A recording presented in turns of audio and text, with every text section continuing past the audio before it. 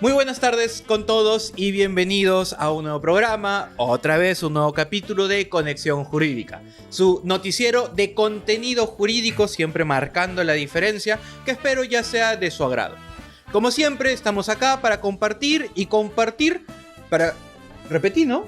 Se me pasó. Estamos acá. Es el hambre. A ver, sí, es el hambre, tú lo has dicho. Sí. Estamos acá para compartir con ustedes lo último que ha ocurrido en estos 2 días, ¿ah? Porque tuvimos programa el día lunes y pues han ocurrido cosas. Ha ocurrido un mensaje a la nación de 46 segundos, pero que está poniendo patas arriba el país en solo 46 segundos, ¿ah? Y bueno, sí, y vienen otras cosas que ya parecen el efecto dominó. Y eso, voy a usar esa palabra creo que bastante en esta y en los siguientes programas, por el último pronunciamiento del Tribunal Constitucional, que ya hablamos de eso también el lunes pasado, pero ahora vamos a empezar a ver las consecuencias que va a pasar con sus otros procesos. Así que bueno, y eso es un poco de lo que ha pasado, creo yo lo llamativo, pero siempre hay más. Yersin, ¿qué tal? ¿Cómo te encuentras? ¿Cómo estás, Renzo? Muy buenas tardes. Muy buenas tardes a todos, sean bienvenidos. Esto es Conexión Jurídica, su programa informativo donde hablamos, tocamos, analizamos temas de coyuntura política actual, nacional y también algunas veces internacionales. Siendo hoy miércoles 22 de octubre, 2 y 8 de la tarde, muchísimas gracias a los que han estado esperando ya esta buenísima transmisión. De antemano les agradecemos, dejen su like por favor, que de esa manera nos van a poder ayudar, dejen sus comentarios, compartan la transmisión y también estén pendientes de todo el contenido que venimos subiendo en nuestras redes sociales. Bien decías, por primera vez creo en la historia de nuestro país y en el ejercicio de función de un poder ejecutivo, 46 segundos de un mensaje a la nación. Y 46 segundos con más contenido que otros mensajes a la nación de 10 minutos, ¿ah? Así que... Por todo lo que ha dicho por lo poco, pero lo que ha implicado. Bien, vayamos a los titulares. Por favor, a los que están ya conectados, dejen sus mensajes. Doctor Renzo, usted nunca aceptó su error cuando dijo que marcha del 15 no tendría nada de violencia. ¿Usted participará de la marcha del día 22? ¿Se dedicará a desactivar bombas Molotov? Gracias por tu comentario, Bosquito. Renzo, te pido que por favor, antes de que le contestes, te lea los titulares, porque además tenemos un invitado muy especial que nos acompañará el día de hoy. Nos esperará nuestro comentario, pero como siempre lo leemos. Claro que tengo una respuesta, pero ahorita hay algo más importante. Correcto. Vayamos con los titulares entonces. Vamos a empezar hablando del Mininter, que anunció compra de rochabuses y tanquetas en medio de protestas. Esto como una medida para reprimir las manifestaciones que se han venido dando durante estas últimas semanas. Tiburcio, ¿verdad? Vicente Tiburcio. Aún estoy en proceso de aprenderme el nombre de todos los nuevos ministros. Porque no eres el único.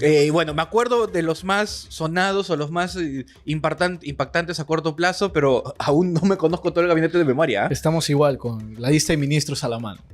José Gerí declara estado de emergencia en Lima y Callao, justo lo que veníamos anticipando. El Poder Judicial rechaza segundo pedido de salida del país contra Dina Boluarte. De alguna manera se veía venir. No voy a ahondar todavía en ello, pero siento que era algo cantado, ¿ah? Esta de 18 meses y la anterior que fue rechazada 36 meses, ¿es correcto? Exacto. Ok. Ollanta Humala presentará habeas corpus para archivar su caso. El efecto dominó. El efecto dominó. De ahí tenemos que hablar de eso, que siento que van a venir más cosas. Y por último, Fernando Rospigliosi califica de terruco a fallecido Eduardo Ruiz. Accionar que ha sido muy criticado en diferentes redes sociales y por supuesto nuestro programa no va a ser ajeno a ello. Comentario completamente innecesario, ¿eh? Bien te comentaba, Renzo, que tenemos el día de hoy un invitado muy especial que nos está honrando con su presencia de manera virtual, la cual doy la bienvenida al doctor abogado César Humberto Bazán, con una amplia trayectoria dentro del ámbito jurídico, que nos acompañará en los titulares que tenemos para el día de hoy. Doctor Humberto, muchísimas gracias, muy buenas tardes. Muy buenas tardes, Renzo y Yersin. Encantado de estar con ustedes en su programa y un saludo a toda su audiencia. Gracias por su presencia. Y bueno, como forma parte de este formato, de este programa, queremos conversar con usted su opinión, su perspectiva de algunas noticias que han estado saliendo el día de hoy. Y bueno, queremos empezar conversando con usted un poco acerca del mensaje a la nación de nuestro nuevo presidente. Y queremos empezar tal vez con lo más básico para todas las personas que nos ven y tal vez aún no entienden muy bien estos conceptos. ¿Qué es lo que nosotros debemos entender por un estado de emergencia? sea, ya mucho hemos escuchado varias veces Lima, Callao y otras provincias en estado de emergencia, pero finalmente, ¿qué es lo que significa esto para nuestro país y para nuestro sistema jurídico? El estado de emergencia es una forma de defenderse por parte del Estado respecto de situaciones irregulares que se presentan y que no las puede controlar directamente, salvo que se tomen medidas especiales. Y en este caso se suspenden las libertades de las personas. Nos suspenden la libertad de reunión, la libertad de tránsito e inclusive la garantía de no poder ser detenidos sin mandato judicial previo o por la comisión de un delito flagrante. Entonces, usted o yo podemos estar caminando por la calle y de repente la policía nos interviene, nos pide el documento de identidad, lo tengamos o no lo tengamos, de repente dice usted es sospechoso de tal cosa y nos llevan y nos detienen. Y ahí tenemos que interponer nuestro habeas corpus para poder obtener nuevamente nuestra libertad. En realidad es un arma de doble filo, porque de esa manera más bien nos ponen en riesgo a muchos de los ciudadanos que actuamos dentro de la ley. Estas normas van dirigidas o deberían estar dirigidas contra aquellos que actúan fuera de la ley. Y para hacer las cosas que se están haciendo no necesitan declarar el estado de emergencia. La facultad que tiene el Estado para intervenir en las cárceles, que es el lugar donde están aquellos que han sido privados de su libertad por mandato judicial, lo pueden hacer en cualquier momento. La restricción y el corte de las comunicaciones a través de celulares o de teléfono es parte de la facultad que tiene el INPE. Y en general, salvo que se localice a algunos delincuentes que necesitan ser allanados su domicilio o el lugar donde se encuentran antes que se escapen o representen un peligro, son uno de los elementos a los cuales sí va dirigida esta norma. Doctor Bazán, una consulta. A ver, ya nos está... Sí, disculpe que lo haya cortado. Ya nos está diciendo lo bueno y lo malo que puede tener el estado de emergencia, ya que finalmente el problema puede ser principalmente su ejecución, más que la sola declaratoria. Y quiero preguntarle ahora directamente su opinión. Ya venimos de un gobierno por parte de Dina Boluarte donde múltiples veces se ha emitido un estado de emergencia y al menos la impresión ciudadana, me incluyo yo en ese bloque, no nos ha parecido que haya sido fructífero. Ahora le pregunto a usted, ¿usted considera que este nuevo estado de emergencia bajo este nuevo gobierno podría tener resultados favorables, entiéndase, contra la lucha de la criminalidad? ¿O tal vez, lamentablemente, otra vez los afectados vamos a ser nosotros los ciudadanos? Quisiéramos, por la tranquilidad de todos, que diera resultado, pero la historia nos demuestra que no da resultado. Hace un tiempo atrás, en el Callao, las cosas estaban muy difíciles y ¿qué se hizo? Se declaró el estado de emergencia.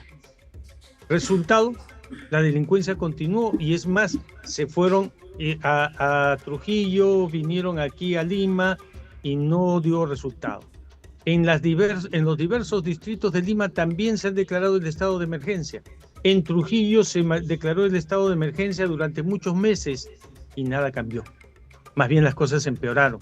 Entonces, en lugar de tomar este tipo de medidas que son nada más que publicidad, deberían tomarse algún otro tipo de medidas que sí sean efectivas, como las que se han tomado el día de ayer y el día de hoy, que es limitar los accesos y las visitas a las cárceles, y limitar las comunicaciones, ¿no? Y empezar a activar lo que son los servicios de inteligencia para que conjuntamente actúen y puedan descubrir a aquellos que son los cerebros, porque otros son los ejecutores de los actos de violencia y los actos de delincuencia que se están realizando en nuestro país.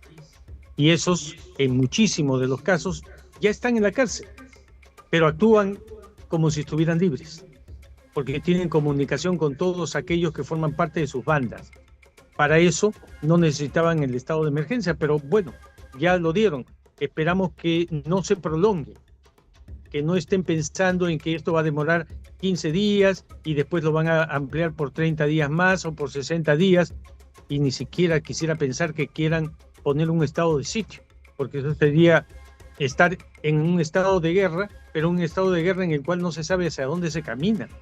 A quien hay que perseguir es al delincuente, no hay que perseguir al ciudadano. Y hasta ahora todas las medidas que se están tomando, no hablo de este gabinete porque recién están empezando, han sido dirigidas contra los ciudadanos más que contra los delincuentes. Entonces, sí. Ok, discúlpeme que lo interrumpa. Si bien es cierto, usted está mencionando que estas medidas más van por los ciudadanos que a combatir la delincuencia, pero mucho se ha hablado también, y en los medios de comunicación, por supuesto, se han evidenciado que también la policía, la misma policía que debe velar por la seguridad ciudadana, se ha visto inmerso en actividades criminales, participar en extorsiones, en sicariatos. ¿Es viable para el ejecutivo de José Gerí plantear una reforma policial a estas alturas? La reforma policial es en este momento controlar, porque cambiar de nombres, hacer nuevos títulos y declarar una reorganización no cambia las cosas, es solamente titular. Una cosa buena ha venido haciendo la policía en los últimos meses. ¿Cuál es? Descubrir a las bandas y ponerlas de conocimiento público cuando se trata de propios policías, y ellos mismos los han arrestado y los han metido a la cárcel. Porque hace años atrás ellos mismos lo encubrían, hacían una especie de unidad de cuerpo y los pasaban por agua caliente para que no vayan presos. Pero ahora sí, eso estamos viendo. Una cosa también muy buena ha sido que en la muerte que ha ocurrido en los disturbios últimos se haya dicho que es un policía el responsable y se haya identificado el policía y que contra ese policía hay un mandato de detención. Se va a investigar, no hay que declararlo culpable tampoco, pero por lo menos ya están siendo transparentes en sus investigaciones. Esa línea es la que hay que continuar, la línea por la cual la gente del INPE, que sabemos que tienen que ser ellos quienes facilitan el ingreso de los celulares y el uso de los mismos, que esos miembros del INPE ya no actúen porque hay un superior que los está mirando sobre el hombro por lo que hacen, también va a minorar el resultado. Entonces ya vemos un acto por lo menos en un camino correcto por parte de la policía y por parte de las autoridades del INPE. La pregunta es, ¿cuánto tiempo será? ¿Cree usted que están coludidos, doctor Humberto, el jefe del INPE y los representantes o autoridades máximas de cada establecimiento penitenciario para que se den este tipo de facilidades a los reos? No tengo elementos para decir que los jefes sean los que están metidos, pero que tiene que ser jefe del INPE, un miembro del INPE o varios miembros del INPE o una mafia dentro del INPE, sí, definitivamente. Porque si no, ¿cómo se explican que entren los celulares? ¿Cómo se explican que las amenazas salgan desde teléfonos que son usados dentro de las propias cárceles? No tiene otra explicación. Tienen que ser ellos mismos los que están colaborando. Y eso es parte de la inseguridad. Ya. En lo personal, doctor Bazán, le doy completamente la razón sobre lo último que está afirmando. Más aún cuando hace un par de meses, y creo que también en su oportunidad lo conversamos, se había detectado que hasta antenas habían construido dentro de algunos penales a efectos de que tengan señal. Y que también se estaba instalando routers para que tengan señal de internet y señal telefónica. Pero aparte, tal vez regresando un poco al tema de la policía. Precisamente la pregunta que le hizo mi compañero Yersin es debido a que el ministro había anunciado de que busca una reforma a toda esta unidad, bueno, a la Policía Nacional del Perú, con el fin de limpiarse la imagen. Usted bien nos está diciendo que hay buenos actos transparentes, hay un cambio de actitud positiva en algunos aspectos, pero también quiero destacar que el ministro Tiburcio, si la memoria no me falla, nos dijo que quería enfocarse en dos aspectos. Uno es en la gravedad de las sanciones a imponérseles, si es que por supuesto cometían algún tipo de falta. y al mismo tiempo la celeridad en los procedimientos, se entiende, administrativos disciplinarios que puedan tener internamente estos malos efectivos policiales. ¿Usted considera que estas dos medidas específicamente, la celeridad del proceso y una mayor gravedad, un mayor reproche a sus conductas, pueden ser modificaciones, pueden ser cambios idóneos para cambiar la institución? Probado está que cuando se aumentan las penas no disminuyen los delitos y no disminuyen los delincuentes. O sea, ese es un anuncio puramente efectista para decirnos a nosotros, esténse tranquilos, pero la verdad no nos dan ninguna tranquilidad. Eso por un lado.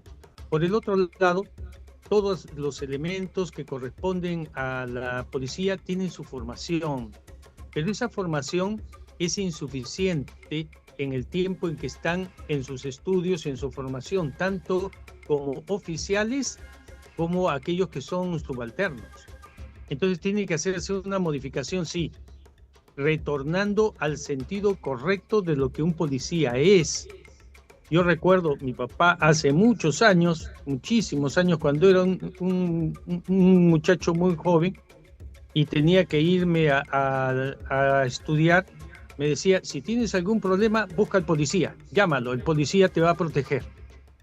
Sí, y lo hice en más de una vez y me sentía protegido, pero hoy día no me siento protegido por la policía. Y esa es parte de la formación que debe darse en las academias, en las escuelas de policía.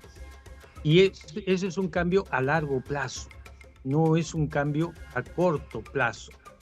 Por lo tanto, la idea es pasar el temporal ahora para que la formación en la educación de los policías se vaya haciendo una realidad. Pero toma su tiempo. Y lamentablemente tendrán que aceptar que ellos mismos se han ganado la desconfianza de la gente. De diversas maneras. Desde el momento en el cual nos paran en algún lugar para vendernos una rifa, o en el lugar donde sea para ver si hemos bebido alcohol, cuando no es personal que está dedicado a hacer ese tipo de actividades. Y obviamente lo que están buscando son otras cosas. Esa es la mala imagen que tiene que borrar la policía. En otros países lo que se hace es que en contrainteligencia, policías disfrazados o colaboradores disfrazados se acercan como para ser parte de las víctimas a los cuales estos malos policías quieren sacar dinero. Y después ellos mismos los denuncian. Y como los denuncian y están protegidos porque es un acto coordinado con la fiscalía, entonces de todas maneras van a ser procesados, lanzados e irse presos, ¿sí?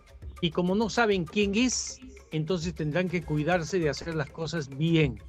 Pero eso es todo parte del servicio de contrainteligencia que tiene que actuar en la misma policía y en la actividad con la decisión política del caso.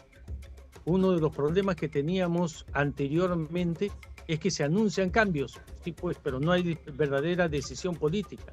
No se trata de esperar a que ese presupuesto nuevo se apruebe y a partir de entonces recién hacer los cambios. Doctor Bazán, justamente con lo que usted está mencionando, obviamente acá creo que estamos todos de acuerdo en que debería haber un mayor filtro para los estudiantes o los que se dediquen o deseen ser efectivos policiales, como se ve en otros países. Por otro lado, también otra de las iniciativas más concretas del Ministerio del Interior que preside Vicente Tiburcio es la adquisición, compra de 44 rochabuses y 56 tanquetas. Esto con el fin para reprimir a los manifestantes. Y ahí va mi pregunta para puntualizarlo y ir cerrando también este tema. ¿Cómo analiza usted este acontecimiento que se ha venido dando en estas últimas semanas? Sobre todo en la protesta que se desarrolló el 15 de octubre, comandada por la Generación Z. Muchos dicen que esto fue impulsada por los caviares, por los izquierdistas, ¿no? ¿Usted cómo evalúa este tipo de argumentos presentados por algunos congresistas de la República? Bueno, en general, todo acto por el cual se equipe a las Fuerzas Armadas o a la policía para el cumplimiento de su función está bien. Nuestros aviones son viejos. El equipamiento del ejército también lo es. Y ni hablar de la Marina de Guerra. Entonces, que tenemos que comprar. Y para la policía también. Porque no se trata de utilizarlo para los disturbios y para reprimir a los ciudadanos. La finalidad no es esa. La finalidad es reprimir al delincuente. La finalidad es reprimir a aquellas personas que están faltando a la ley. Por ejemplo, podría suceder que estos señores que asaltan y matan en todas partes, ¿no?, se refugien en un centro comercial, tomen rehenes y para eso necesiten romper puertas y entrar con una tanqueta para reducir a esa gente. O aquellos que están cometiendo un robo y que en ese momento se conoce. Sí se necesitan elementos que ayuden a la policía al cumplimiento de su función, pero no que la deformen y la utilicen para otros fines. Entonces, no está mal que se equipe a la policía, no está mal que se equipe a las Fuerzas Armadas. Lo que se tiene que cuidar es que se usen en la forma que corresponde, en la forma debida. Hace años atrás sucedía que se agrede a una gresca entre ciudadanos de un equipo de fútbol A con un equipo de fútbol B. Y está sucediendo en la calle. ¿Qué hay que hacer? Mandar el ronchabús para romper ese acto que puede terminar en desgracias. Entonces, el equipo no es malo. El tema es cómo se usan los benditos equipos. Doctor Bazán, estoy de acuerdo con usted en que finalmente, y tomo sus últimas palabras, el equipo no es malo. El problema claramente sería un mal uso, que es lo que nos espera o no queremos. Pero desde una perspectiva tal vez más política, ¿no considera de que es el mensaje a la ciudadanía, más allá de los fines, no considera que el mensaje es incorrecto? Lo digo ¿por qué? Porque estamos saliendo de unas protestas, y digo saliendo entre comillas porque incluso el 22 va a haber otra, pero estamos saliendo de unas protestas que han tenido un saldo de lamentablemente una vida y más de 100 heridos en ambos bandos, y justo en esa coyuntura se están comprando este equipo que, repito, concuerdo con usted en que es necesario, pero no considera que el mensaje al ciudadano es incorrecto. No cree que es un mal momento para anunciar esta compra. No debió tal vez esperarse un poco más para poder anunciarlo cuando ya no esté tan fresca la herida de estas protestas. Bueno, se debió haber comprado antes, muchísimo antes. Pero la pregunta es, ¿para qué esperar? Que pasen más disturbios, que haya más heridos, que haya más muertos, para decir, uy, debimos haber comprado, pero el cálculo político nos llevó a decir que mejor no lo compremos. No, las cosas hay que comprarlas a tiempo. Y lo digo porque en comparación con nuestros países vecinos, los ejércitos de los países vecinos en muchos casos están mejor preparados que los nuestros. Y la policía está mucho mejor preparada que la nuestra. Y mucho mejor equipada que la nuestra. No debemos esperar. Las compras hay que hacerlas cuando se tienen que hacer. Y si no se hicieron a tiempo, el hecho de que haya un peligro no quiere decir que se deje uno de desarmar. Es como cuando digo en mi casa, pongo una alarma debí haber puesto una alarma para evitar que me roben o para asegurar las puertas para que me roben. No, entran y me roban. Y digo, bueno, ya no importa, pues ya me robaron, ya mejor no gasto en nada. No, el gasto en seguridad siempre es necesario y siempre se tiene que hacer. Nunca es bueno postergarlo. Doctor Bazán, más bien muchísimas gracias por acompañarnos el día de hoy y esperamos tenerlo en otra oportunidad. Gracias. Muchas gracias, doctor Bazán, por su presencia. Gracias a ustedes. Bien. Buenas tardes. Bien, muchísimas gracias, doctor César Humberto Bazán. Estuvo con nosotros para hablar sobre las medidas que viene tomando el Ejecutivo, asimismo la cartera del Interior. Y vamos a ir con el desarrollo entonces de la declaración del estado de emergencia. Por favor, le pido a producción que ponga... No lo mencionamos, pero el doctor Bazán es exdecano del Colegio de Abogados de Lima. O sea, no solo un abogado bueno y reconocido, sino con una trayectoria, bueno, no política, mejor dicho, una trayectoria profesional importante. Así que me ha agradado mucho sus respuestas. He entendido el enfoque estrictamente jurídico de sus respuestas, principalmente en la última que dijo más allá del enfoque político, porque sí, mi última pregunta Claro, fue un poco más inclinada hacia ese lado. El enfoque de debimos comprarlo hace años. Y si podemos comprarlo ahora, ¿para qué esperar? Y comprendo que hay que sacrificar el punto de vista político, hay que sacrificar la opinión pública. ¿Por qué? Porque desde su posición esto es necesario y hay que hacerlo lo más pronto posible. Muy clara la postura del doctor. Así es. Bien, venía comentando sobre el tema del mensaje a la nación, que son 46 segundos. Bien lo decíamos. A ver si producción nos lo puede ayudar para ir conversándolo y ver y analizar qué tipo de medidas ha tomado el presidente José Gerí con respecto a este último anuncio que ha dado el día de ayer a las 8:45, casi 9 de la noche. Casi 9, sí. Te juro que yo estaba en mi sala.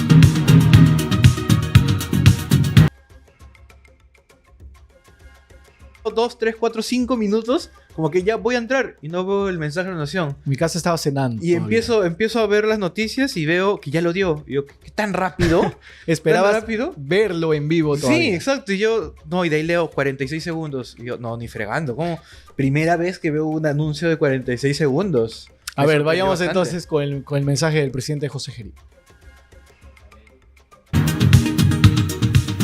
Compatriotas, la delincuencia ha crecido de manera desmesurada en los últimos años, causando un enorme dolor en miles de familias y perjudicando además el progreso del país. Pero esto se acabó.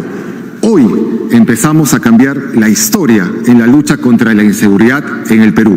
El estado de emergencia aprobado por el Consejo de Ministros entra en vigencia a las 00 horas y por 30 días en Lima Metropolitana y el Callao. Y presenta un nuevo enfoque. Pasamos de la defensiva a la ofensiva en la lucha contra el crimen. Una lucha que nos permitirá recuperar la paz, la tranquilidad y la confianza de millones de peruanos. Las guerras se ganan con acciones, no con palabras. ¡Viva el Perú! Entonces el último mensaje de la nación del presidente José Gerí. Breve, conciso. Bueno, como siempre me gusta decir, finalmente lo que va a terminar hablando más son sus acciones y resultados. Porque el mensaje pudieron haber sido 10 minutos, pudo haber sido 46 segundos, pero hay que ver qué va a ocurrir en las siguientes semanas. A ver, ahí estuvo acompañado de todos sus ministros y acá tenemos el decreto supremo, es decir, que viene por parte del Poder Ejecutivo, que dice: Presidencia del Consejo de Ministros declara el estado de emergencia de Lima Metropolitana del Departamento de Lima y en la provincia constitucional del Callao. Esto obviamente fechado con el día de ayer, 21/10/25, publicado en el diario oficial El Peruano, el decreto supremo número 124/2025. Y esto se va a votar por 30 días. 30 días desde la medianoche del día O sea, de hoy. básicamente hoy es el primer día. Hoy es el Básicamente. primer día. Y bien lo conversábamos con el doctor Humberto. Este tipo de medidas ya fue optada por el antiguo Ejecutivo. Sobre todo también priorizada en su momento con el ministro del Interior, Juan José Santibáñez. Y obviamente también la ciudadanía, el peruano de a pie, desacredita este tipo de medidas como para realmente combatir la criminalidad. Es que nuestros antecedentes nos demuestran de que no han tenido resultados. Ahora, no sé, nuevamente, abogado del diablo, nuestros antecedentes con Dina. No necesariamente José Gerí va a repetir la misma fórmula, ya que entiéndase que este estado de emergencia es un medio para lograr el fin a través de diversas acciones. Lo que falló en Dina no fue en esencia el estado de emergencia, sino fue las acciones en el estado de emergencia. Ahora, José Gerí podría repetir historia y fallar en sus acciones, o tal vez podría acertar. Al menos dentro de su mensaje se nota o parece o nos quiere dar a entender de que busca confrontar, busca acciones, no va a tener un estado de emergencia pasivo. Bueno, más allá de las bonitas palabras, porque sí, son palabras acertadas, lo ideal es que veamos esas acciones. Ahora, ¿tenemos conocimiento de esas acciones? ¿Han sido informadas oficialmente? tengo entendido de que más allá del estado de emergencia y algunas cosas que están dentro del decreto, no hay mucha información sobre el tema. ¿Puede ir al PPT anterior, por favor, producción? Donde dice medidas aprobadas. Entre lo más resaltante y lo más nuevo también puntualizo el número 2. Restricción de visitas en penales y apagón eléctrico en celdas. Eso sí me parece increíble. Eso es de las poquísimas cosas que conocemos, pero realmente esto sí es un golpe directo al tema de las extorsiones. Obviamente no a todas, pero se sabe que un buen número de extorsiones, de mensajes extorsivos o personas que mandan las órdenes, están dentro de los penales. Así que restringir tanto visitas como electricidad debe generar un impacto en ellos. Veremos que, por supuesto, esperemos que sea positivo para nosotros, pero va a generar un impacto. Asimismo, también tenemos control territorial y patrullajes conjuntos de la PNP, Fuerzas Armadas. Eso es bastante común. Eso es lo más aplicado de este tipo de medidas. Prohibición de tránsito de 2 adultos en motos lineales. Ahí estamos repitiendo plato. Y ciertamente cuando ocurrió esa prohibición, no bajaron las extorsiones, ¿ah? Pero quiero tal vez leerlo no como una medida aislada, sino con la suma de todo lo demás. Porque con la suma de lo demás podría tener un mejor resultado. Porque viéndolo así a secas, no deberíamos repetir el fallo ya anterior. El gremio de motociclistas también ya se ha pronunciado, como anteriormente también lo habían hecho. No sé si recordarás cuando el Ejecutivo planteó el uso de chalecos color naranja. Claro. Asimismo con la placa en las espaldas. Y prohibía o incomodaba de alguna y otra manera a los que realizaban el delivery. Más bien, he escuchado, repito, esto es un rumor, no lo afirmo, pero por ahí lo he escuchado, de que se va a repetir el tema de los chalecos, pero más adelante. Como que ahorita la prohibición inmediata es no dos personas en una moto. Y la prohibición, bueno, el agregado dentro de escuché incluso el 17. No sé cuál será la fuente de la persona que me lo comentó, pero mencionó que a partir del 17 se tendría que usar chalecos. Si es cierto, no lo sé, pero lo vamos a averiguar para después informarlo, definitivamente. Otro tipo de acciones también que se presentan en estas situaciones de declaración de estado de emergencia y muy debatido también, sobre todo por el peruano de a pie o los más jóvenes, para especificar un poco, es la solicitud de DNI por parte del efectivo policial. Y hay algunos, se ha visto diferentes escenarios donde se molestan las personas a las que se les solicita el DNI y reaccionan de una manera iracunda, pues, ¿no?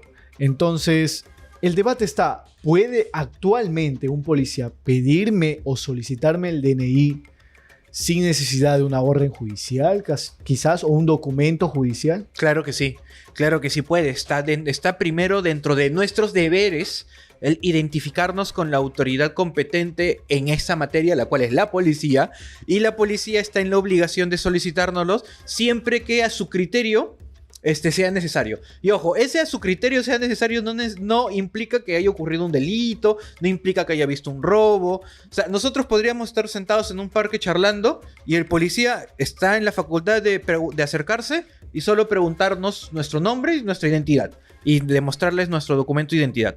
¿Por qué? Porque la policía siempre está en una constante búsqueda, sea activa o pasiva, de personas con requisitoria. Y ese finalmente es el objetivo de la identificación de las personas.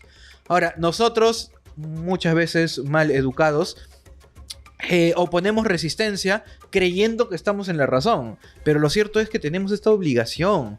Obviamente no estamos en la obligación de todo el posible exceso que cometa un policía. Eso sí, no estoy en la obligación de mostrarle mis pertenencias, por ejemplo.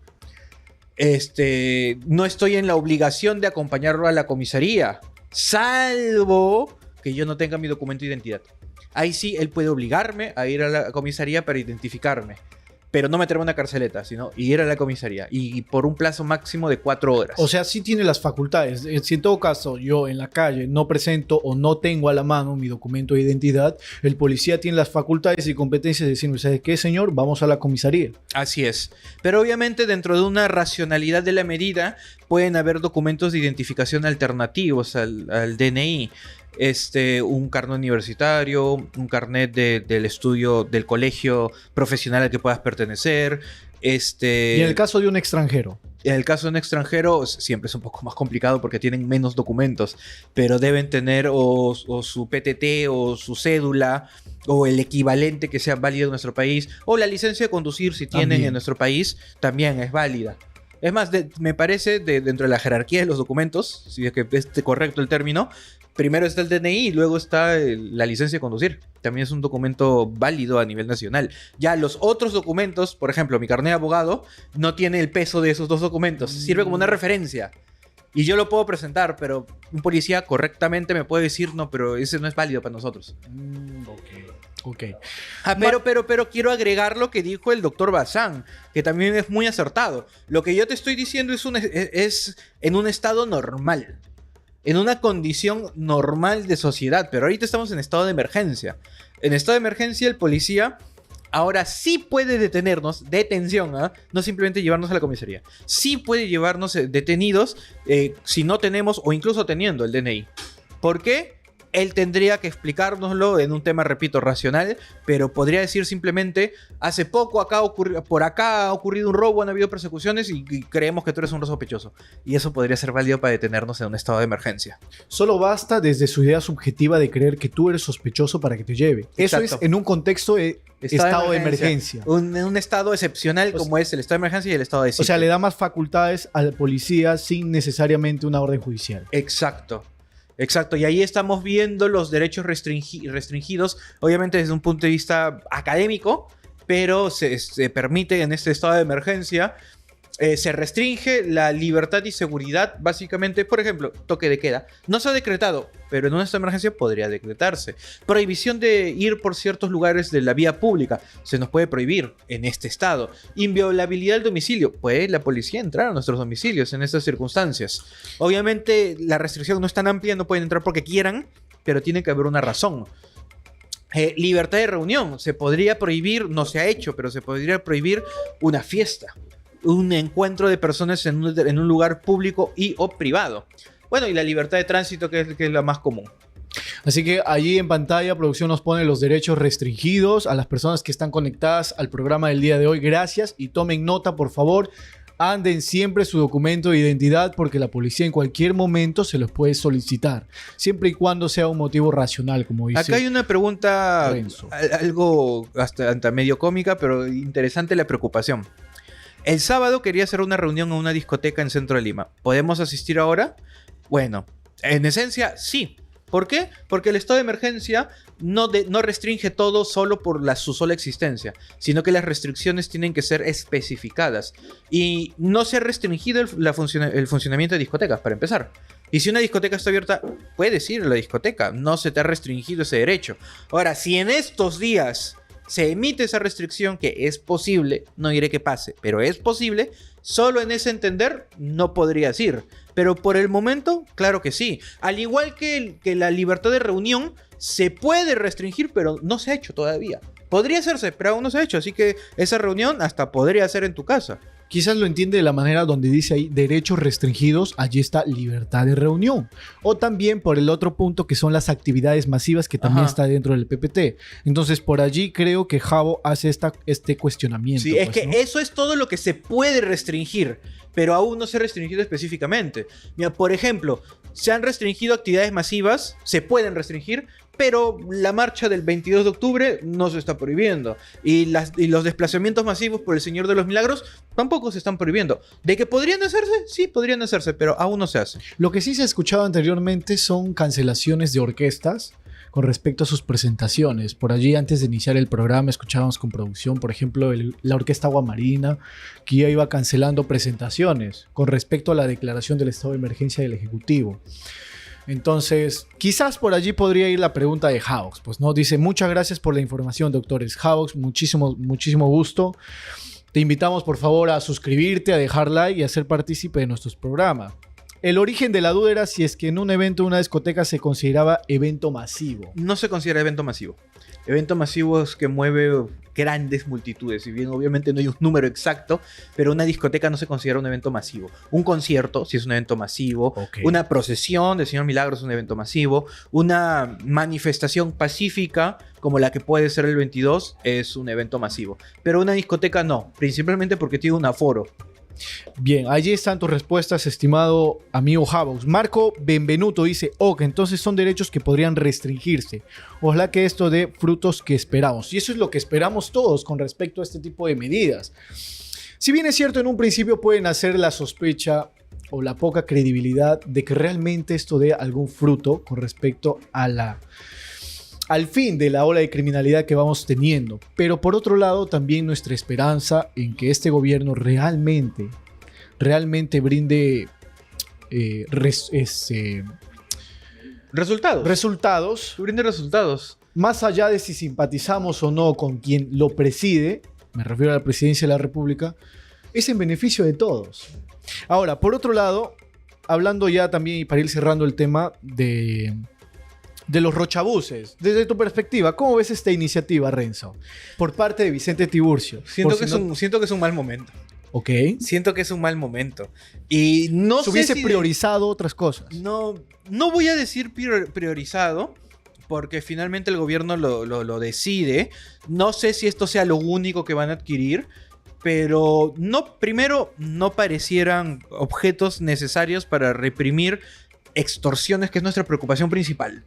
Porque parece que son para restringir, para poder aminorizar marchas, protestas. No para extorsiones. Por eso siento, como le decía el doctor Bazán, sé que no estuvo de acuerdo con mi postura, pero yo igual lo mantengo. Siento que políticamente hablando es un mal momento. El mensaje es feo. Implícito. El mensaje es: me estoy preparando para más marchas. No, el mensaje no es: me estoy preparando para las extorsiones. Quizás hubiese sido otro escenario donde estemos más tranquilos con este tipo de ola de criminalidad. Se hubiese tomado de una manera más mesurada, un poco más razonable. Completamente. Se hubiese analizado un poquito más. Completamente. Pero en el contexto en el que estamos ahorita... Aunque también, si lo piensas, este contexto se viene arrastrando hace meses. Ah, bueno, también. Así que buscar el momento correcto, ahí también hubiera sido muy complicado. Sí, y en teoría tú lo compras cuando puedes. En el momento en que ya tienes el presupuesto, ya se hicieron todos los trámites, ahí debes adquirirlo. Pero bien, vamos a cambiar rápidamente de tema, sin antes preguntar si es que producción hay alguna mención o no tenemos alguna mención. Ahora nosotros tenemos que preguntar, ¿no? Sí, porque luego decimos el titular y estamos por empezar. Sí, y nos dicen ya el bajada de la titular, pero noticia. dices la mención. Bien, por el momento agradezco a los que se están conectando. No olviden dejar su like, por favor. A veces tenemos 200, 100 conectados y solo 20 likes. Entonces, no es posible que no nos dejen de alguna y otra manera su ayuda, ¿no? Puedan cooperar con este La humilde única programa. justificación sería que han puesto su celular y se están bañando mientras escuchan. Que no lo descartas tampoco. Claro, yo lo hago a veces. Yo a veces, yo antes de venir al programa solo estaré escuchando un podcast que se emite desde las 11:30 más o ¿Coyuntura nacional? menos. No. Ok. De puro hobby, porque me gusta cómo conducen estas personas, que es Good Time. Me gusta bastante ese Bajando. podcast. Sí, exacto. Ya, a buen entender, pocas palabras. Definitivamente. Y cuando a veces, varias veces me ducho antes de venir, pues pongo el celular ahí a un costado y escucho mientras me sigo alistando. Y vas riéndote ahí de Así todo que lo que sí, dice. me voy riendo. Así que pues la gente Sería podría la hacer lo única mismo. justificación. Pues la gente podría hacer lo mismo acá. Pero si me dicen que no, que lo están viendo mientras comen, nada, les cuesta soltar el tenedor un instante y apretar el like. Definitivamente. Mira, 3 likes ahorita. Somos 15 conectados y 3 likes. No es posible. 3 no es likes posible. y uno es de producción, ¿no? Muy bien. Vamos a ir con el siguiente tema entonces. Vamos a hablar de Ollanta Humala. Hoy, ya, el efecto El dominó. expresidente Ollanta Humala presentará habeas corpus para archivar su caso. Y obviamente esto viene, como bien lo dices, tras el efecto dominó a raíz de la sentencia del Tribunal Constitucional a favor de anular los procesos de Keiko Fujimori, líder del partido Fuerza Popular.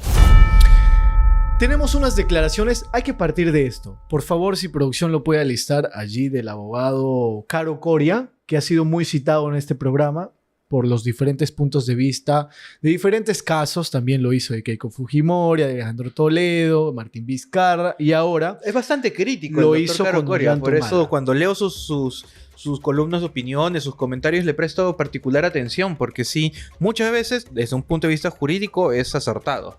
allá. Para ir desarrollando hasta que lo aliste allí producción, esta iniciativa viene por parte de su defensa, Wilfredo Pedraza, del expresidente Ollanta Humala, y que obviamente nace a partir del fallo del Tribunal Fue su Constitucional. premier, creo. en su de época. su gobierno, no recuerdo, la verdad. Yo me recuerdo que fue ministro. No recuerdo si fue premier o tuvo una cartera, pero me acuerdo que de fue Ollanta ministro. Humala solo de Daniel Urresti, me acuerdo, cuando tomó la cartera del interior. Después ninguna más. Si allí los comentarios nos pueden ayudar, si ha sido ex ministro, se los agradeceríamos. Entonces, Wilfredo Pedraza pone sobre la mesa de decir, si nuestras situaciones son similares, ambos denunciados por lavado de activos, en el caso de Ollanta Humala ya con una condena no efectiva porque está en proceso de apelación, entonces guarda alguna relación. Podría tomarse de alguna y otra manera este fallo del Tribunal Constitucional a favor de Keiko Fujimori, también para el caso de Ollanta Humala, que recibió aportes durante sus campañas del 2006 y 2011. Acá lo importante es entender un poquito el fallo del Tribunal Constitucional en el sentido en el que el TC no ha dicho que Keiko es inocente. Ni por culpable. ejemplo, ni inocente ni culpable. Porque eso sería, más allá de que no es su competencia, eso sería pronunciarse individualmente sobre una persona. Pero acá lo que el TC ha hecho es pronunciarse sobre un escenario. Y el escenario es, antes de las campañas del 2016, en nuestro país, en nuestra norma, no existía el delito de lavado de activos por apropiación. Así que no era delito, si es que ocurriera algún presunto lavado de activos por apropiación antes del 2016, no puede ser delito. ¿Por qué? Por principio de legalidad. No puedes aplicar una norma penal a un supuesto antes de que exista. Ahora, eso es lo que dijo sobre Keiko, pero como también nos dijo el fiscal José Domingo Pérez, que también lo hemos tenido acá charlando, básicamente el caso Ollanta y el caso Keiko son dos caras de la misma moneda. Así que este supuesto de hecho que ya no es delictivo por pronunciamiento del TC es, creo yo, me arriesgo a decir, es completamente aplicable el caso de Ollanta Humala. Y ya ni siquiera tienen que esperar a las apelaciones para interponer un habeas corpus y de frente decirle al TC, de frente señalarles, oigan, acá no hay delito porque por principio de legalidad. Lo máximo que el TC podría decir, no te voy a decir ni sí ni no porque tú aún estás en vía apelación y por ahí podrían discutirlo. Eso creo que yo es lo máximo que podrían hacer. Un posible escenario. Es un posible escenario de no te digan ni sí ni no, sino míralo en el Poder Judicial. No lo veas en la vía constitucional, porque la vía constitucional usualmente es la última vía. Porque si aún lo puedes seguir por el Poder Judicial, la vía constitucional te rechaza. Ahí tenemos en pantalla ya las declaraciones del abogado penalista Caro Coria. Vayamos a escucharlo, por favor. Usted dice que en el caso de Humala, expresidente, esto se puede aplicar parcialmente. Por lo ¿Cómo menos, se hace eso? ¿Quién desagrega? ¿Qué se aplica y qué no? Claro, ¿Qué acá queda de la condena? claro, acá como estamos el caso Humala está en proceso de apelación, en la audiencia de apelación es algo que puede ser alegado como un hecho jurídico nuevo por parte de los abogados. Entonces los abogados dirán, oiga, el Tribunal Constitucional ha zanjado que los hechos procedentes o derivados de financiamiento de campañas políticas no son delito conforme lo ha sostenido el Tribunal Constitucional y plantearán la tipicidad de los hechos y por lo tanto la absolución. Muy bien, doctor Carlos Caro, muchas gracias por su presencia acá y sus explicaciones. Que mostró el abogado penalista Caro Coria, que de alguna y otra manera también tuviera injerencia este fallo del TC en el caso de Ollanta. Lo curioso es que, bueno, primero dijo algo que también en alguna oportunidad creo que pensé y dije, mi primera impresión es, debería debatirse en la audiencia de apelación. No necesariamente ir directo a un habeas corpus. Aunque claro, eso queda a criterio de cada abogado. El habeas corpus podría ser, por supuesto, Claro, pero viable. desde tu criterio como abogado. Desde mi perspectiva, yo hubiera esperado a la audiencia de apelación de sentencia. Y lo segundo respecto a este comentario es que hay algo que lo diferencia. Recordemos que hay un detallito que diferencia el caso Cocteles del caso Humala, que es Humala, aparte de Odebrecht, también recibía dinero por parte de maletas diplomáticas provenientes del gobierno de Venezuela. Así que, suponiendo que nos bajemos el detalle del dinero de Odebrecht, podría quedar el de las maletas diplomáticas, a menos que se considere un tema análogo. Pero ese detallito podría ser una diferencia. Allí Marco Benvenuto nos dice buenas tardes, no lo saludé. Buenas tardes, Marco. Lo que quisiera saber es su opinión si esta iniciativa del TC es para ustedes una mejora o lo contrario. Lo principal en para simple resumen de todo los argumentos que han presentado los magistrados, 5 de 7, no fue unánime, fue por mayoría, es que carece de sustento jurídico porque se vulnera el principio de legalidad, ¿es correcto? Básicamente, porque no podrías aplicar una norma penal en un momento en el que no existía. Ese es el centro de esta controversia entre el Tribunal Constitucional. Y saber si es una mejora o es lo contrario, la respuesta es complicada, porque desde un punto de vista político, el TC está blindando a Keiko. Desde un punto de vista político. Desde un punto de vista jurídico, que yo sí trato al menos de que esa sea siempre mi opinión, soy abogado de profesión, desde un punto de vista jurídico yo considero de que han tomado una decisión correcta, porque han desarrollado el principio de legalidad, te han dicho por qué no podrías aplicarlo, o sea, ha habido un desarrollo técnico jurídico. Sin embargo, no estoy completamente satisfecho con el resultado. O sea, yo te doy la razón en el sentido de afectaste el principio de legalidad. ¿Y cuál debería ser la consecuencia para el proceso? La consecuencia del TC, que prácticamente declaró la nulidad de casi todo, e implícitamente ha ordenado al juez, oye, tienes que archivar esto. Esa partecita no estoy satisfecho desde un punto de vista jurídico, porque ahí sí comparto la opinión del doctor José Domingo Pérez de que pareciera que el TC está intrometiéndose en funciones que no le competen. Solo por la forma en que resolvió, no por el hecho de que les haya dado la razón a la defensa de Keiko. Pero es algo eminentemente técnico y acá opiniones divididas van a haber un montón. Si se pregunta, por ejemplo, a abogados penalistas que en general se dedican a la defensa, todos van a estar de acuerdo y entiendo por qué. Para nosotros, que la norma prevalezca por encima del control mediático, por encima de un caso grande y que todo el mundo odia, es un golazo para el país, porque así nomás no ocurre. Pero también entiendo la postura de la fiscalía y la postura de todos los no simpatizantes que van a decir no, o los han comprado, o están blindados, o son actores políticos. Así que opiniones y opiniones van a haber, pero al menos esa es la mía. Claro, el debate ya prevalece en los medios de comunicación. En diferentes redes sociales se lee, ¿no? Algunos dicen que no fue delito, no estuvo tipificado como delito el lavado de activos en aquel entonces, porque recién llega la norma. Se concreta como una ley en noviembre del 2016 y estos sucesos vienen desde atrás, desde 2006 en el caso de Ollantumala, 2011 de Keiko Fujimori, 2011 y 2016 pero marzo, abril, mayo, por ahí, antes de las campañas, mucho antes. Así. Pero hay otros que se preguntan, entonces, ¿en aquel entonces Keiko cometió una falta administrativa? ¿O simplemente no cometió falta administrativa? Okay. ¿Por qué? Porque en esa época no habían formalidades estrictas para los donativos que privados podían hacer a partidos políticos. A diferencia de ahora, que me parece que hasta el monto de 2,000 soles puedes ir, das tu dinero en mano y te dan tu boleta, te dan un voucher. Y después de 2,000 soles tiene que ser todo bancarizado. Actualmente. Se declara, exacto. Pero en esa época podías dar hasta que 1,000,000 de soles y no era necesario que sea bancarizado porque la ley no lo exigía. Obviamente por seguridad tú lo harías, pero si la ley no te lo obliga, ¿por qué me lo vas a exigir? En esa época no. Lo que podría subsistir como delito es tal vez el tema de los falsos aportantes. Porque los falsos aportantes, ¿qué hizo el partido? Mete los datos falsos en sus planillas y se lo da a la OMPE, si la memoria no me falla. Ya, eso es una falsa declaración en procedimiento administrativo. No es lavado de activos, no es organización criminal, no es obstrucción a la justicia, pero podría subsistir esta falsa declaración por el tema de los... Ese sería el delito, falsa declaración. Falsa declaración en procedimiento administrativo, nombre completo. O sea, en resumen, en aquellos entonces... lo que cometió Keiko y todo su partido político no fue delito. Actualmente... Sí. Actualmente sería falta administrativa y delito.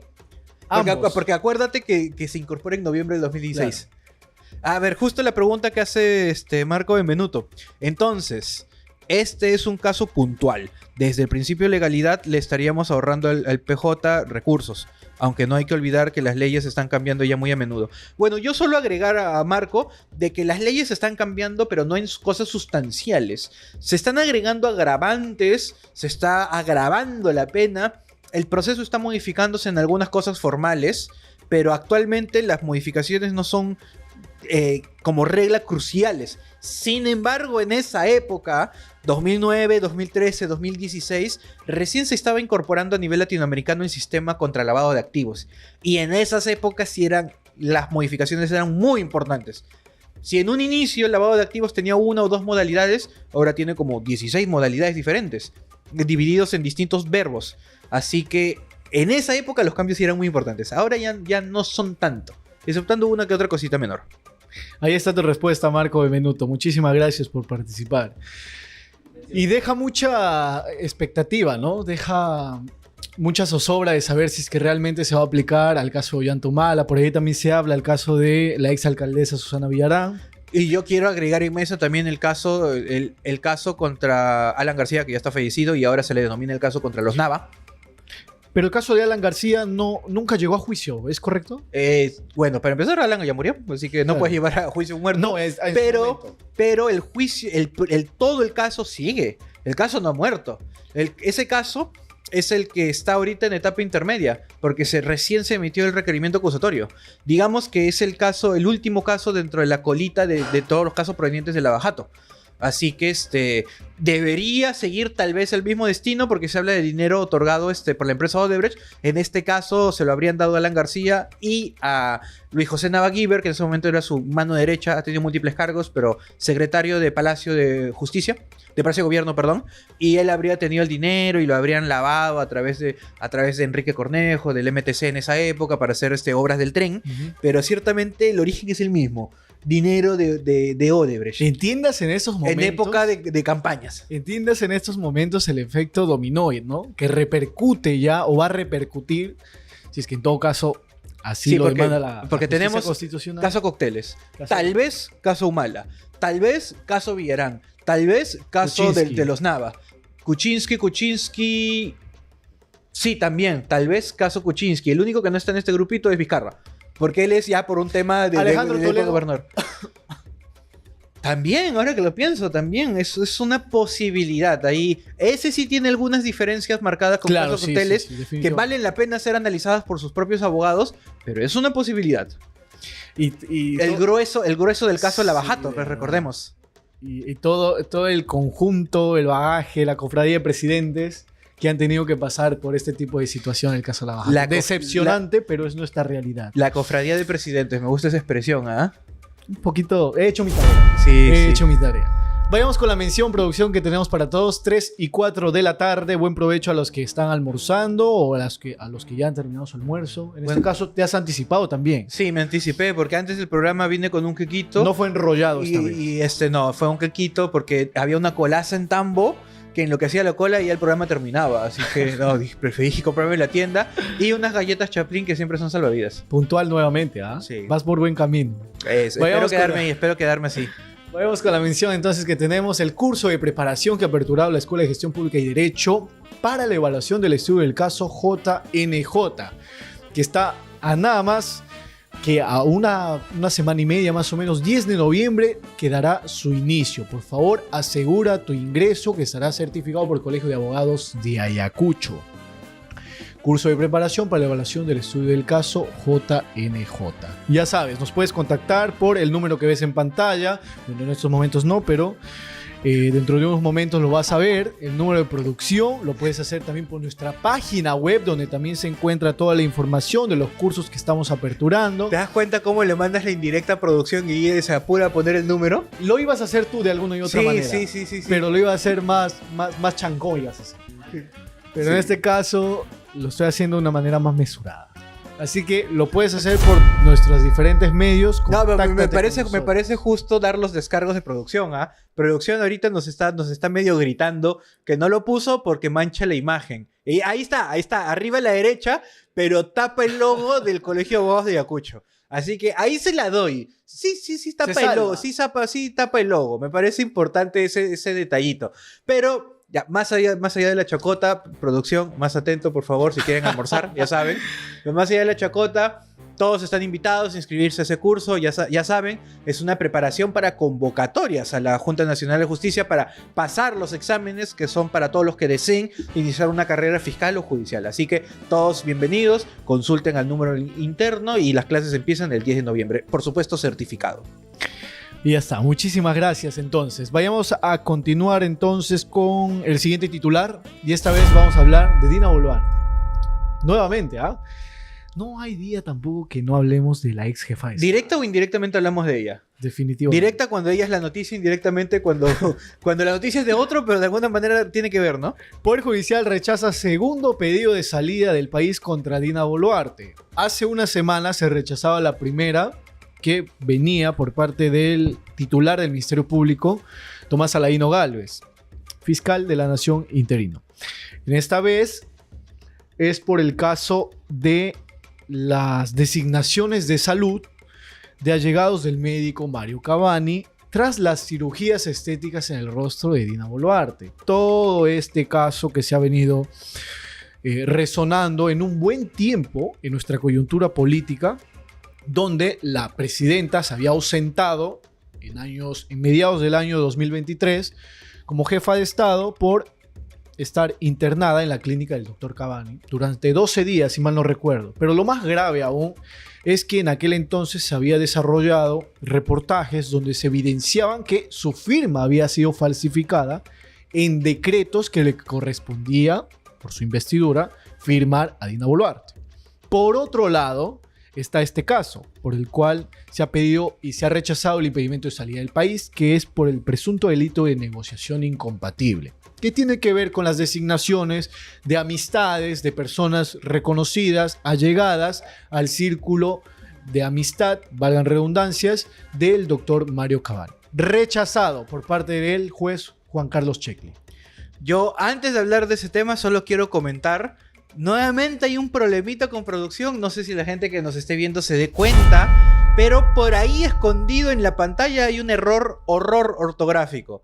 Así que a quien encuentre el horror ortográfico le vamos a regalar una suscripción de 1 mes al canal de GPUT para que puedan gozar de todas las clases que siempre ofrecemos. Y un sinfín de clases, ¿ah? Un sinfín de clases, porque encima se siguen llenando. Sí, se sigue actualizando. Así. Pero ya lo mira cómo se fue picón, ¿no? Se pusieron picón en producción y han desaparecido ahí el banner. No hay manera ahora de que encuentren. Entonces. Bueno, ya, a ver, ahora sí, hablando de la nota, era yo, como dije en un inicio, era algo que se veía venir. Era algo que se veía venir porque el motivo por el cual se pidió impedimento de salida del país en el tema de lavado de activos es el mismo por el cual se pidió impedimento de salida del país en el caso de corrupción. Que básicamente es, ya no es presidenta. Y como no es presidenta, en consecuencia, hay peligro de fuga. Supuestamente, ese es el motivo por el cual se habrían pedido.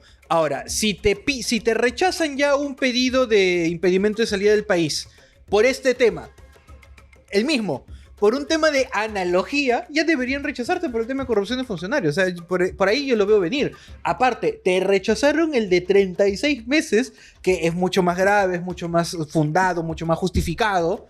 Y el de 18 meses no le voy a restar importancia al delito, porque de hallarse responsabilidad, que pague su responsabilidad. Pero el peligro de fuga ya se supone que no hay. Así que, repito, se veía venir.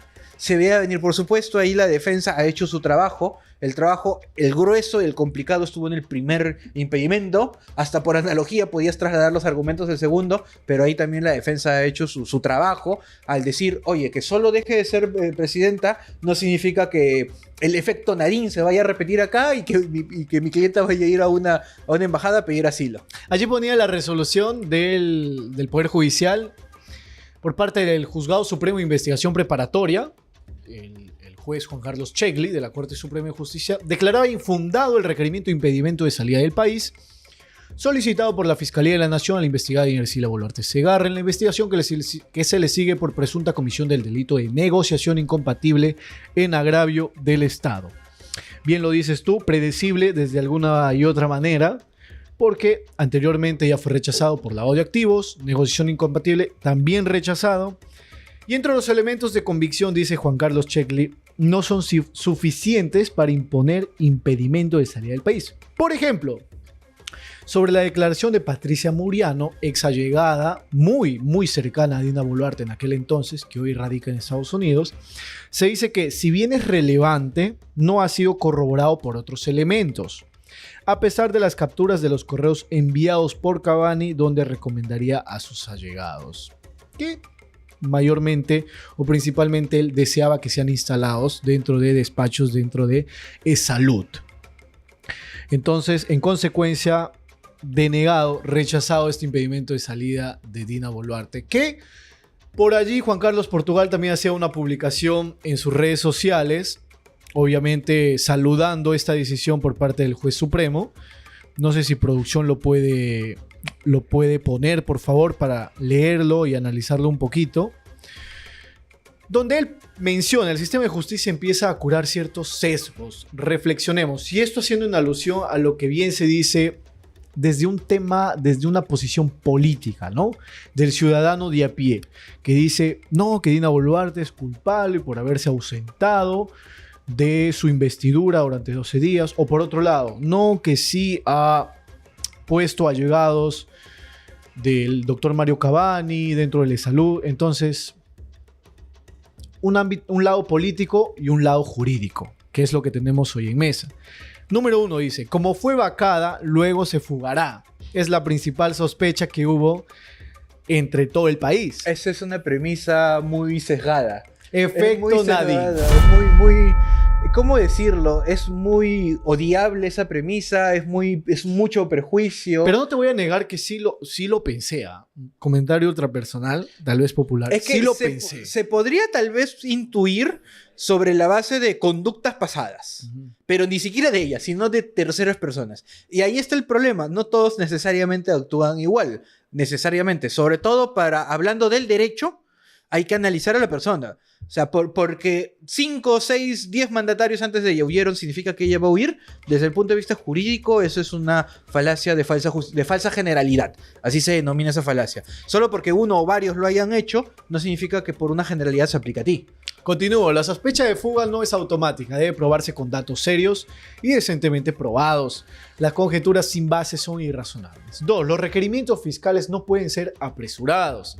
Debe obedecer a un análisis sesudo y mínimamente acabado. Eso lo dice porque recordemos que los dos requerimientos son emitidos prácticamente en menos de 12 horas de que es vacada.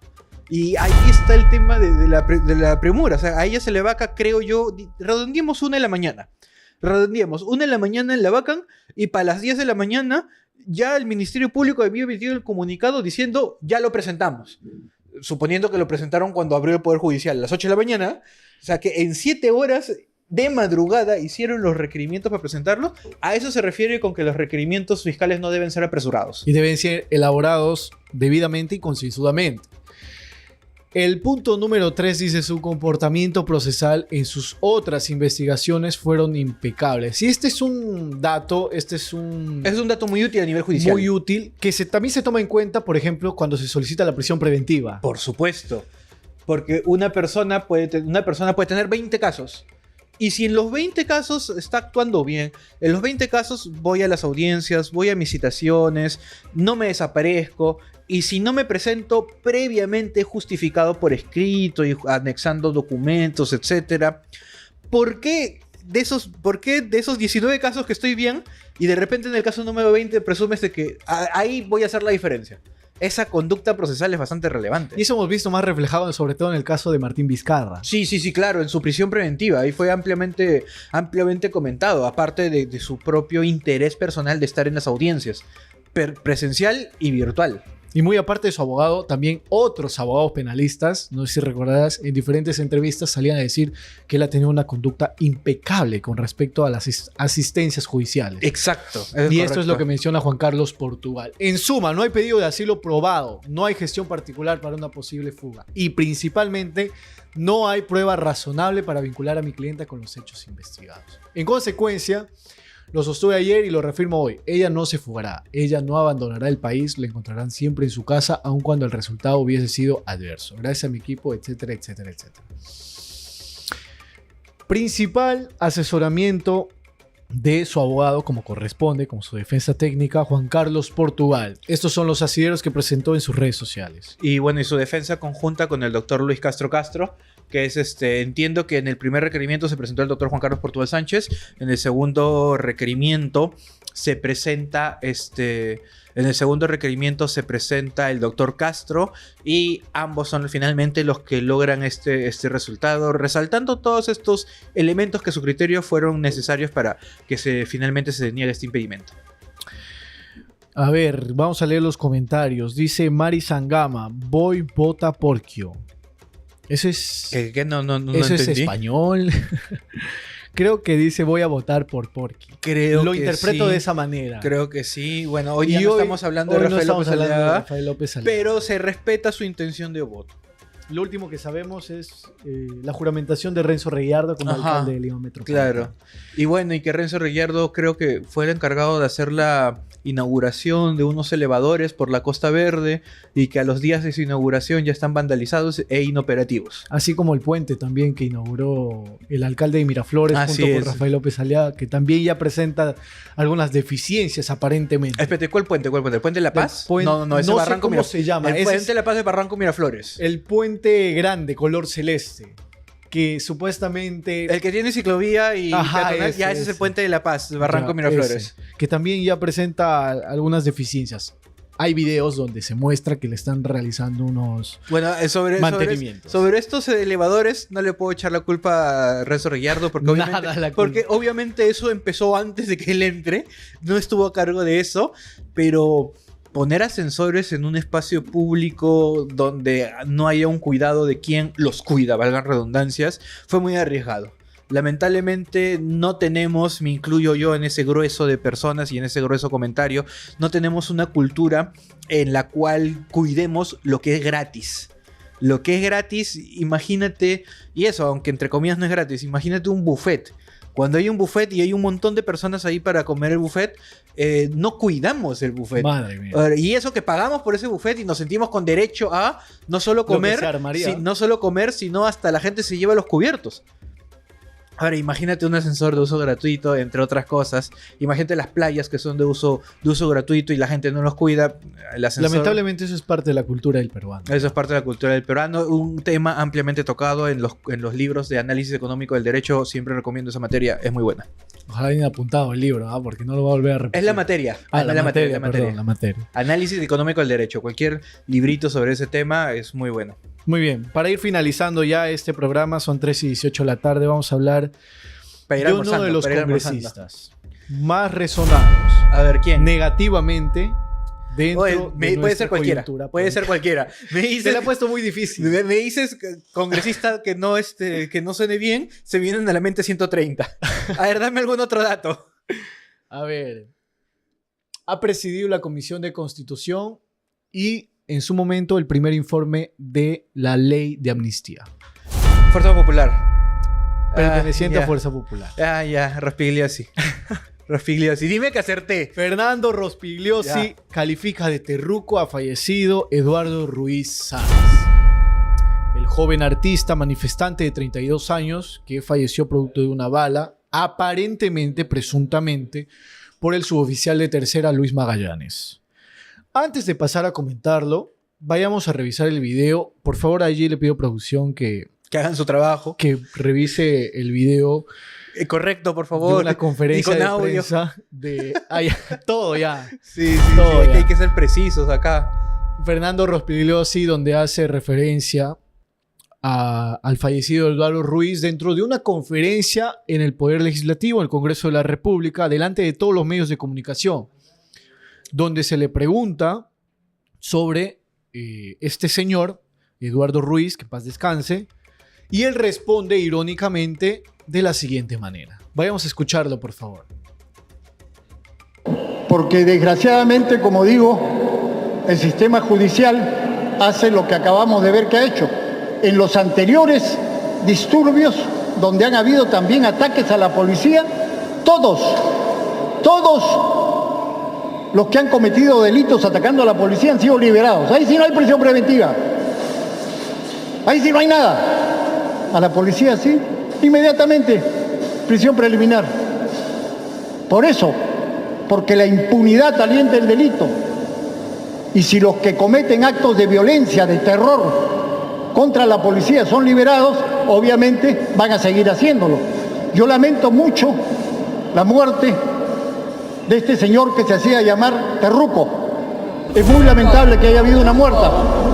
Es muy lamentable que haya habido una muerte. No deberían haber muertes. Pero el atacar a la policía con bombas molotov, con pirotécnicos, con piedras, es un delito. Creo yo, disculpa que te corte. Es un delito. Creo yo que el título de la nota, al menos en prensa ordinaria, digamos, ha sobredimensionado lo que me parece es un error. Lo que me parece. Antes de eso, Pareciera. yo escuché o me pareció escuchar que los periodistas le corrigen, le dicen truco. Sí escuché eso. Sí, ¿verdad? Sí lo escuché. Producción también lo escuchó. Sí le dijeron. Por otro lado, en Infobae, una nota de Infobae señala de que a él le comentan y le corrigen que es truco la palabra. Y él dice que sí sabía que es truco, pero él lo quiso decir de esta manera. Por ende, allí entra el término de calificación, porque si no, de lo contrario sería una confusión, que son cosas totalmente muy distintas y alejadas. Con lo que tú me dices de esta nota complementaria de Infobae, te doy la razón. Porque viendo solo eso, pareciera una confusión. Y una confusión hasta cierto punto razonable, porque la primera vez que yo también leí su apodo, mi primera impresión fue terruco, truco, algo así. Hay una dislexia mínima. Sí, una dislexia mínima posible y hasta razonable. Pero si después él aclara de que no, yo sí lo sabía, pero lo dije adrede, claramente. Y lo peor es que no se corrige, ¿ah? No se corrigió, eso sí fue obvio. O sea, lo escucha y sigue la hablando. gente le dice, escucho que le dicen indignada, truco. Claro. Y sigue de largo. Pudiendo haberse corregido, pudiendo haber reconocido, disculpen, truco, y seguías. Claro, Y seguías. o sea, lo hubiese podido hacer. Yo lo Tenía para que hacer. me pienso es, ¿no aprenden los políticos de los errores pasados? O sea, a ver, No se cansan. uno básicamente aprende por dos motivos. O te golpeaste, o viste que golpearon a otro. En este caso, todos hemos visto lo que ocurrió cuando empezaron a decir los políticos en prensa de que Inti y Brian eran delincuentes. De que eran requisitoriados, etcétera, etcétera, etcétera. Ok, puede ser cierto. Puede que hayan tenido antecedentes, puede que hayan estado requisitoriados, pero ponerte a satanizar a las víctimas cuando obviamente no fueron matados por un operativo, no fueron matados porque el delito está en flagrancia, fueron asesinados porque estaban en una marcha. Ahora, si has visto cómo han golpeado a esos políticos que han tildado de delincuentes a Inti y Brian, por analogía, si acá hay otra víctima en una marcha, en una materia similar, si te pones a terruquear lo que es aún peor, ¿no es obvio que te van a lapidar? No aprendes el error ajeno. Sentido común, ¿no? Sí, la verdad que... Y ni siquiera me atrevo a decir sentido común, porque ya hay experiencia previa. Sentido común cuando ocurre algo nuevo, algo que no podías ver venir y bueno, tiene que nacer de ti qué decir y qué no decir. Pero si ya hay antecedentes, por favor, ¿qué les cuesta? Comentario ultrapersonal. Yo desacredito de todas maneras estos argumentos que no solamente nacen por parte de Fernando Rospigliosi, sino también de otros congresistas que son pertenecientes a bancadas de Renovación Popular, Fuerza Popular, Avanza País, donde dicen que las manifestaciones son dirigidas principalmente por la izquierda. Ese tipo de argumentos, ¿no? La izquierda, los terrucos, los que quieren llegar al poder. Siempre es el comentario por ese lado. para desprestigiar a las marchas, siempre. No pueden decir o no son capaces de decir, realmente el peruano, los ciudadanos están indignados de la ineficiencia, la ineficacia de las autoridades con respecto a la ola de criminalidad. La parte que les podría entender es cuando dicen los violentos son, y ahí tal vez identificar a un presunto grupo reducido de responsables. Eso es mucho más razonable, porque es cierto que la marcha es pacífica, pero también es cierto que lamentablemente hay gente violenta y que instrumentalizan la marcha. pero la instrumentalizan, no es que la marcha sea violenta.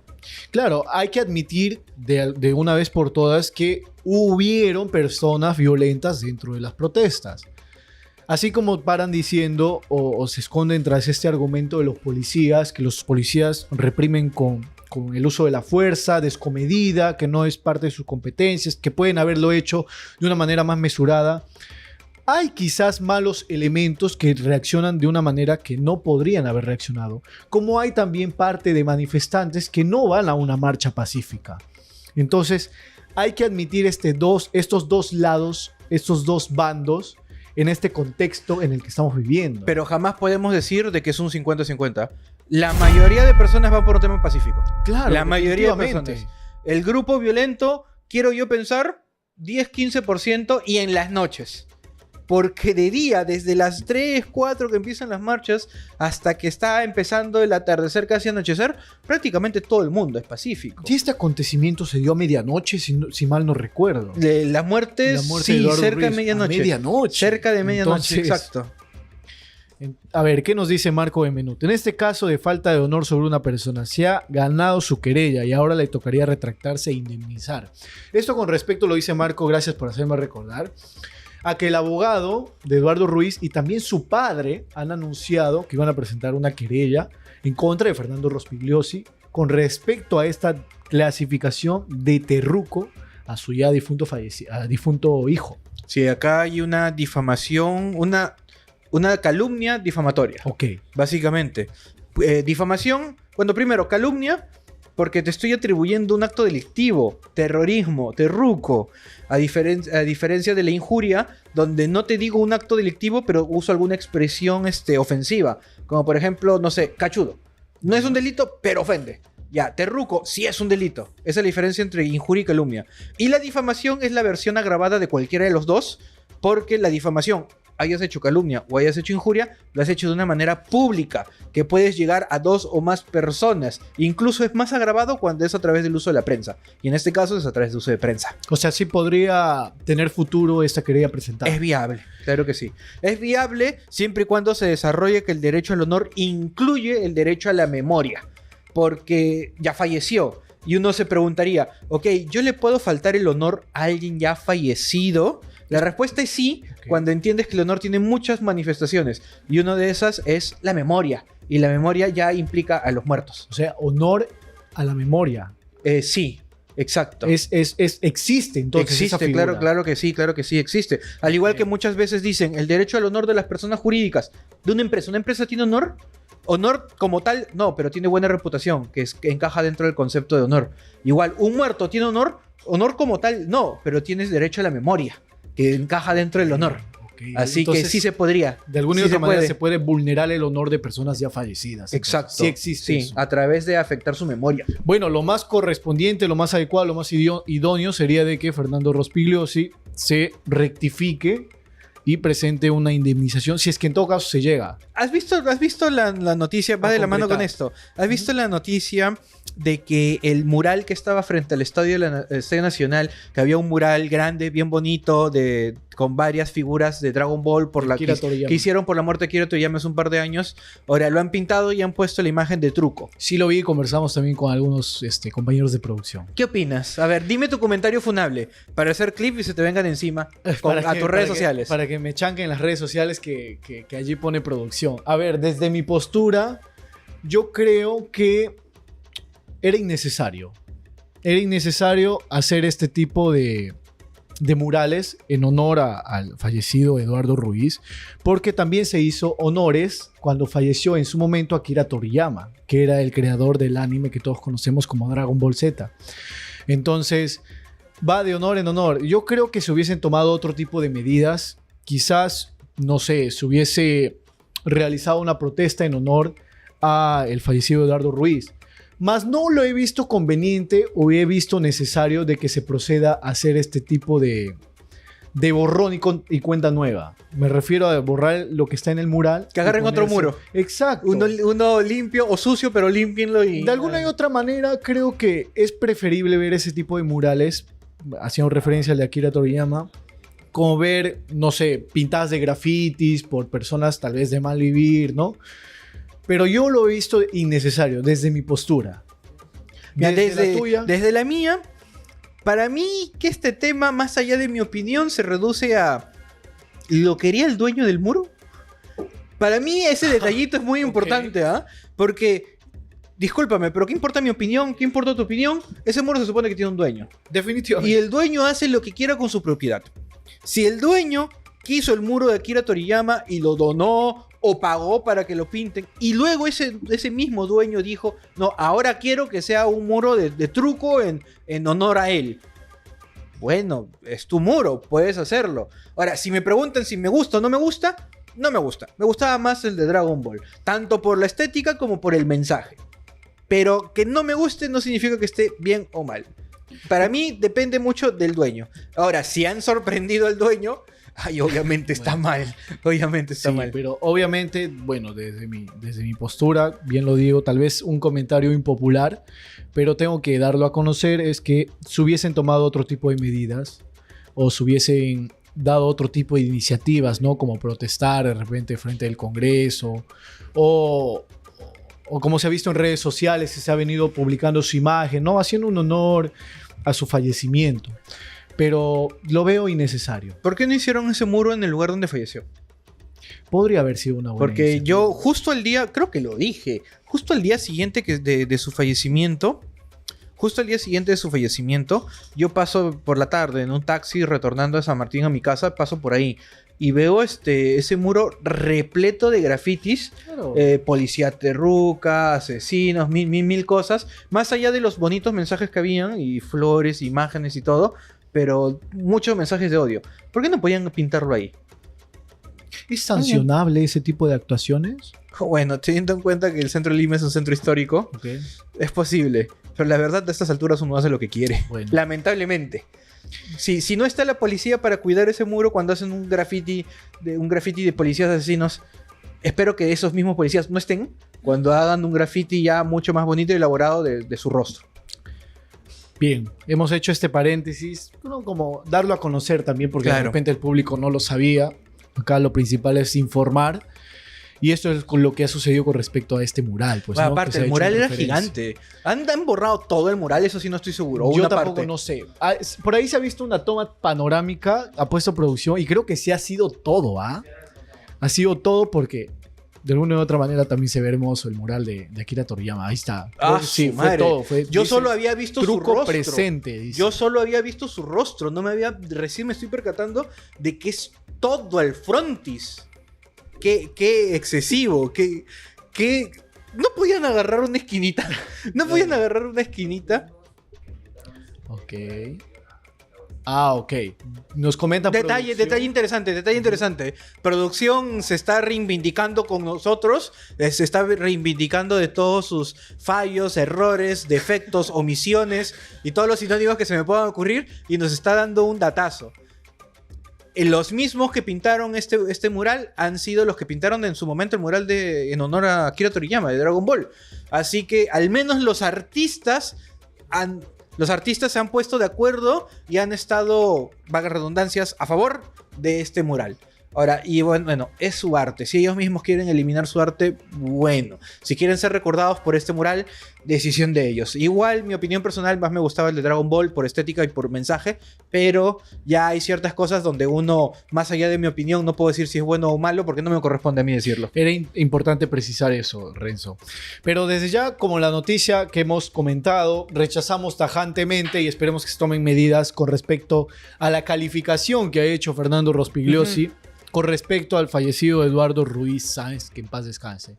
Desde acá rechazamos cualquier tipo de violencia, ya sea verbal o física, y es importante que las autoridades competentes tomen cartas en el asunto. Muchísimas gracias a todos los que han estado conectados el día de hoy. Ya estamos llegando a la parte final del programa de Conexión Jurídica. Recuerden, por favor, que el día de hoy vamos a estar transmitiendo lo que viene a ser o va a ser la cuestión de confianza planteada por Ernesto Álvarez.